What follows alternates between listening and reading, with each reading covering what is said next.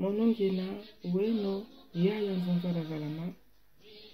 janempo nyafumo kungujiame vuidi muluvila lompanzo kungunjiame vuidi muluvila mandamba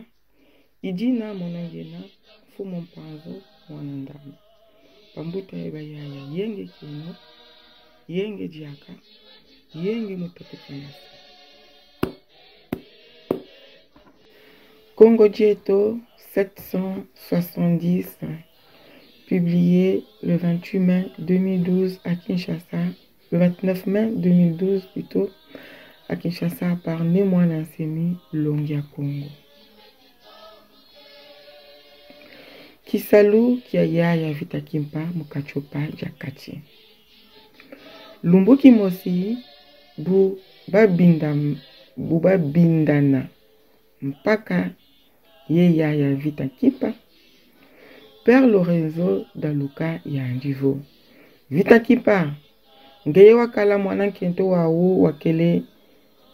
Yimbilanga Mujibundu Jeto Ukabuja Bana Basanto Antonio Bweyi Bobo Wakatukiji mu Katolika Yevutukila Bukongo Babakulu Baku Balembwa Zaya Nzambi Yaya Vita Kipa Yandivo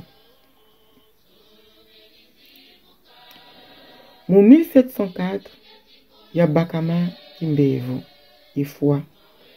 Bilumbu bitatu Banjila Kuvata Dieto Ntangu yoyo mono ya vaika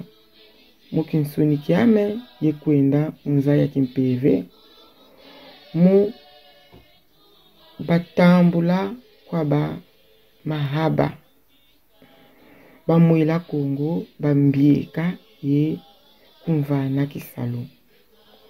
Momo ma yawa kwa ba mahaba Bamwela Kongo ka made dakana kutuko ma monsono ye malongi makaka madibundu jeno idina bu ya futumuka mubafua bayanchika longa kaka bukongo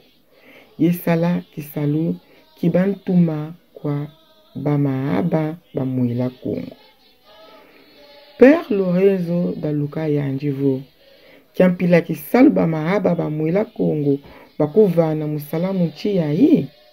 Yaya Vita Kimpa Yandivo Futumuna Kongo jantotela mubafua Yesadilajo bonso kiluazu kifwete sadulua kwa kachopa jakati. Car lorsque la tempête de Tandu Kiachinachimaza, ère du verseau, viendra effacer tout le désordre que les Européens marchands d'esclaves sont en train de s'aimer actuellement en Afrique, il n'y aura qu'un seul pays qui va survivre en Afrique centrale. Ce pays, cette confédération, c'est le Kimvuka Kiantimansi, l'Union de Ntimansi, le cœur de l'Afrique ou l'Afrique centrale, composé de 24 États autonomes de dimension moyenne. Père Lorenzo Daluka, nos ancêtres ont connu Dieu en esprit et en vérité, car c'est chez nous les Noirs, en Ekipata, Ingipata, Égypte, que vous les Mindélés êtes venus apprendre certaines doctrines que vous enseignez dans la religion juive. Le saviez-vous, ô Père Lorenzo Daluka,